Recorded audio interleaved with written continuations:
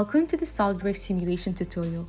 In this video, we'll analyze a welded staircase structure under load. We'll go step by step through material assignment, shell element definition, fixtures, and force application.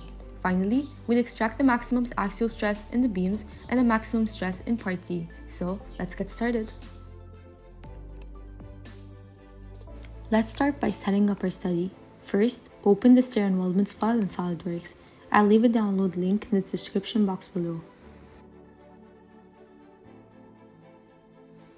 Once the file is open, go to SOLIDWORKS add-ins, double-click SOLIDWORKS Simulation, and you'll see the Simulation tab appear.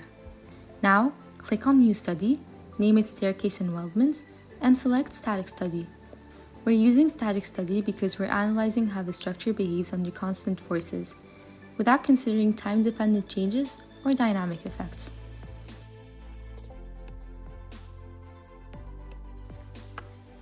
Next, let's assign the right material. The material selection is crucial because it determines how the structure distributes stress and whether it bends, holds up, or fails under load. To apply the material, click on Apply Material from the toolbar. Then choose AISI 304 stainless steel from the material library. You can also search it in the toolbar.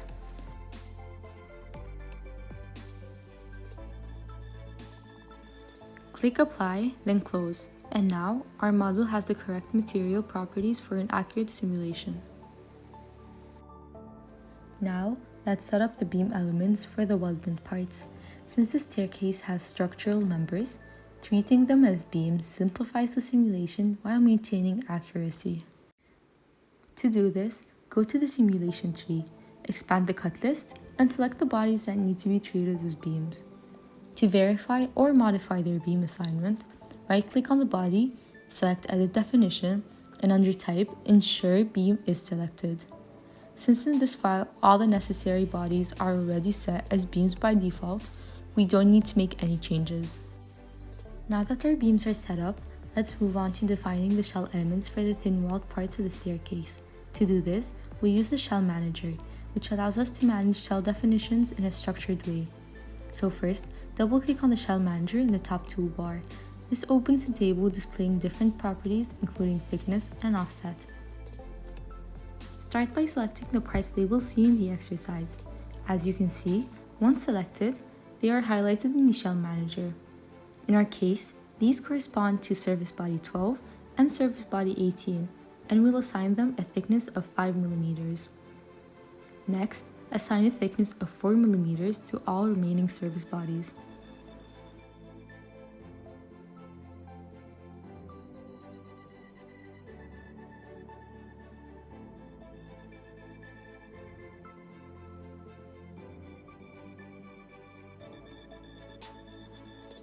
For a better display on the different thicknesses used, you can check the Color by Thickness box. Under the Offset column, ensure the midplane offset is selected. This keeps the thickness evenly distributed around the original surface. You can preview offset by checking the Preview Offset on Selected option.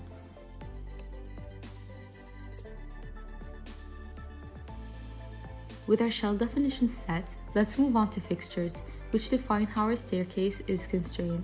In this case, we need to fix the structure at specific joints labeled A, ensuring that they remain completely immobile during the simulation. To do this, go to Fixtures Advisor in the top toolbar. Click the small arrow under it, then select Fixed Geometry. Instead of the default Fixed Geometry option, select Immovable. This will allow rotation but completely restrict movement in any direction. Under Selection Type, choose Joints instead of faces, edges, or vertices. Now select the 8 joints labeled A in the exercise.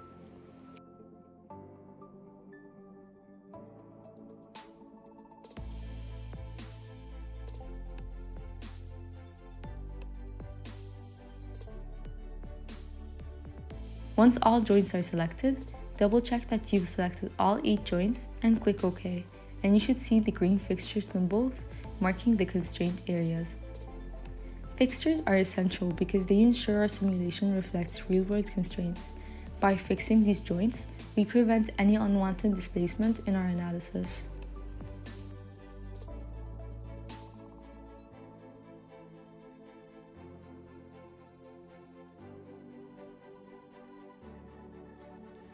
Now that we've set up the fixtures, let's apply the external loads acting on the staircase.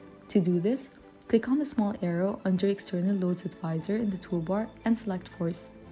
For the selection type, choose Points, Edges, Faces, then select the surface of Part B where the force is applied. In the Force Torque menu, enter 900 Newton as the force magnitude. Since we're applying the force to a single surface, we can keep the per item option selected. Now, let's verify the force direction. In a real-world scenario, this load would act normal to the surface, so we assume the same in our simulation. If needed, use the reverse direction option to adjust the force direction, though in this case, it's already correctly applied. Click OK, and you should now see arrows representing the force on the model. We are now officially in the processing stage of our simulation. Everything we set up in the pre-processing phase, materials, beam elements, shell definitions, fixtures, and applied forces, will now be calculated by SOLIDWORKS to determine how our model behaves under the given conditions. To start the simulation, click on the Run This Study button in the toolbar. SOLIDWORKS will now automatically apply the default mesh and perform the finite element analysis for our setup. After a short processing time, the software will generate results showing stress distribution, displacement, and strain.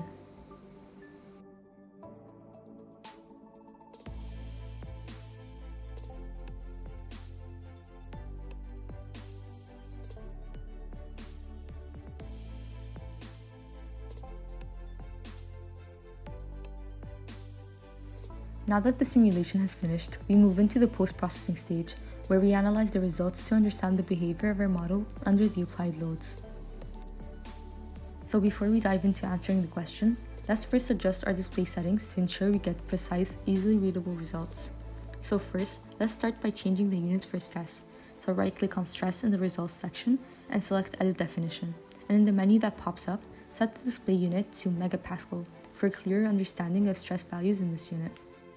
Next, we'll be adjusting the decimal precision. So go to Chart Options and navigate to Position/Format. Set the decimals to 3 for better accuracy in our results. And lastly, we'll be enabling the minimum and maximum annotations. So under Chart Options, go to Display Options and enable Show Min and Show Max annotations. This will make it easier to identify the highest and lowest stress values on the model. Then click OK. So to answer the question, what is the maximal stress in megapascals on the highlighted part with the letter D, we'll be using the Probe tool. So what is Probe? The Probe tool allows us to inspect and gather specific results at selected locations on the model. It's especially useful when you want to get detailed values like maximum stress on a specific area or part of the model without having to manually look through the entire simulation data. To be able to use the Probe tool, right-click on Stress in the Results section, then select Probe.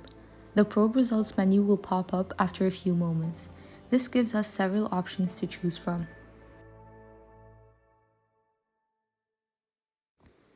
Since we're looking for the maximal stress on Part D, we'll choose the On-Selected Entities option.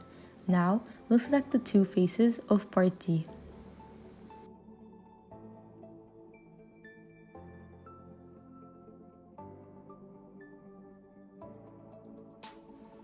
After selecting the faces, click the Update button to refresh the results summary table with the stress values for the selected parts. The results table will display various stress values, and as you can see, the max stress on Part D is 8.764 megapascals, which directly answers our question. Additionally, there are other stress-related results you might find useful, such as average stress or minimum stress values, which can give more insight into how the part is behaving under load.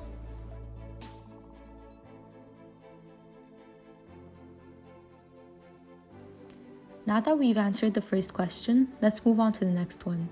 So the next question reads as follows: what is the maximum axial stress of beams with 3 decimal places?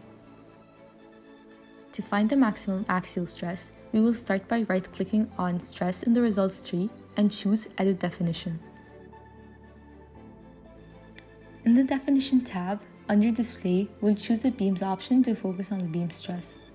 Keep the units set to megapascals as we're dealing with stress in megapascals. Then, make sure the beam stress option is set to axial. This ensures that we are viewing axial stress, which is the stress along the beam's length due to the applied loads. Now, go to chart options and ensure that the number of decimals is set to 3 under the position/format section. This will ensure that the displayed results match the required precision as asked in the question. And now, click OK. As you can see, the maximum axial stress is displayed as 1.848 megapascals, and that answers the second question. And by that, we conclude our tutorial on analyzing the stress distribution in the stair and weldment model using SOLIDWORKS Simulation. We've covered how to set up the study, apply material properties, define beam elements, set up fixtures and loads, and how to analyze the results to answer the key questions. I hope this tutorial was as helpful as possible, so feel free to leave any questions or comments below, and I'll be happy to help out. Thanks for watching!